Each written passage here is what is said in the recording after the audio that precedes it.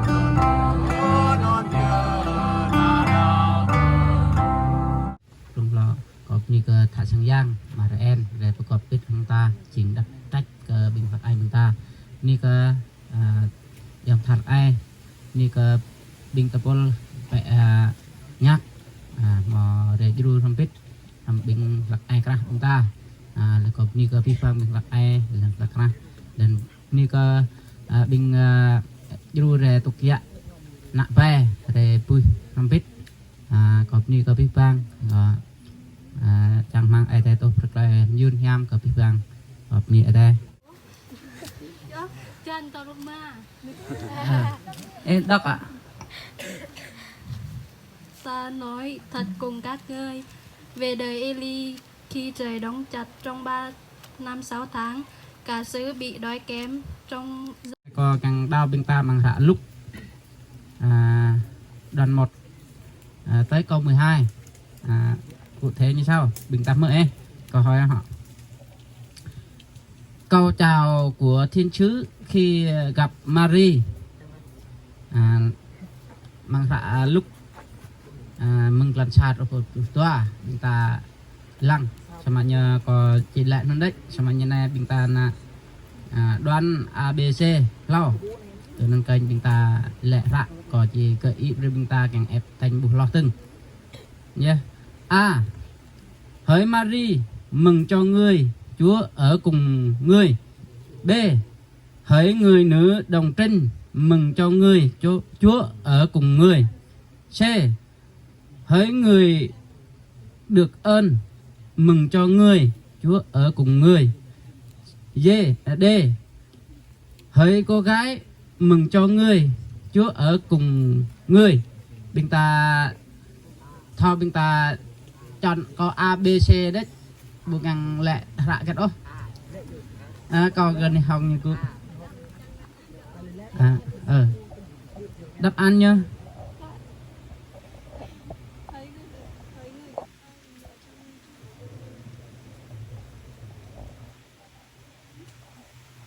Em đọc lại.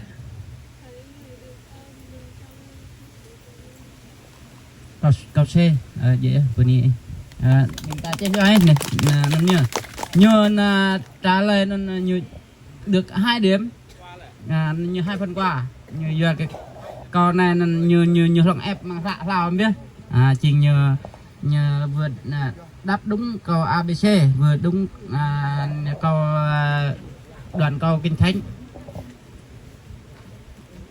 mình ta chơi phía hay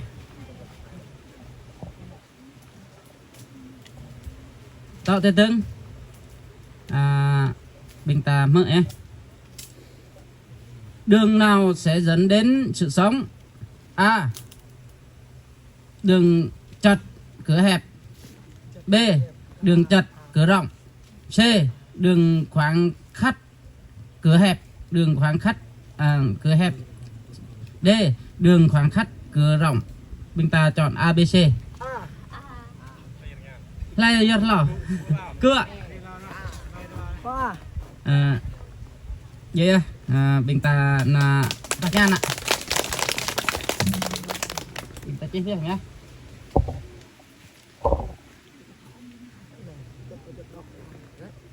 Bình ta tọ tơi tưng bình ta bọc mang rạ mà thưa bình ta ép chăn chú lan ghét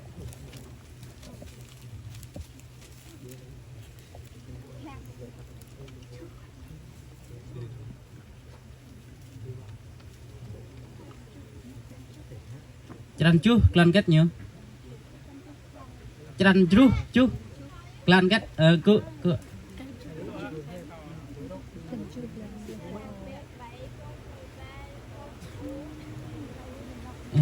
đọc ạ.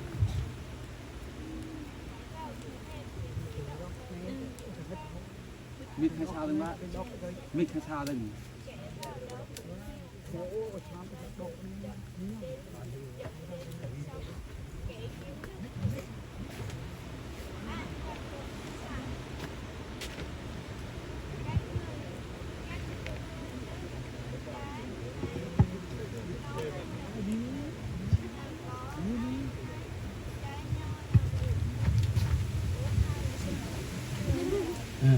Mana mic ra mic bintang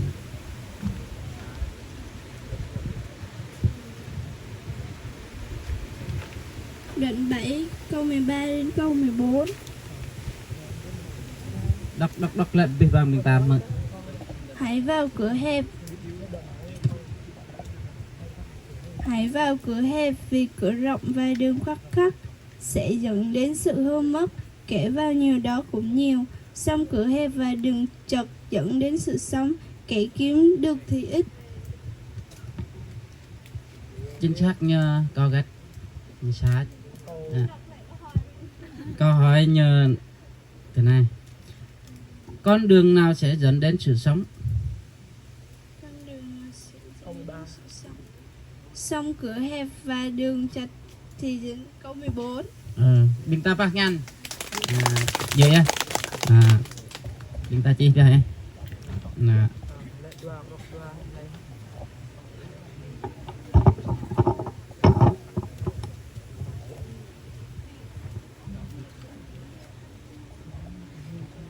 tao tới tướng bình ta mở tông ấy. Sau khi thiên sứ lên trời, những người chăn chiên quyết định làm gì? A. Đến thành Bethlehem để xem việc đã xảy đến. B. Làm sáng danh và ngợi khen Đức Chúa Trời. C. Câu A và B đúng. D. Câu A và B sai. Mọi người một câu hỏi thôi. Việt Nam nè. Chúng ta Việt Nam là gua câu A hả? Con năng vậy. Dù vậy vậy chúng ta phát ngàn ạ. Câu A là câu A đến thành Bethlehem để xem việc đã xảy đến. Linh chàng ham lệ như bình như quyết định như nào là Bethlehem ấy ta lấy nó nhất là như nào càng cả buộc tâm yang tham như lệ rồi tạo tới tưng bình ta em mang ra lúc chẳng tòa lại buộc anh bình ta do ngàn tìm họ phần quà có gợi ý rồi bình ta đã lúc chẳng tòa đọc ạ vừa mấy cả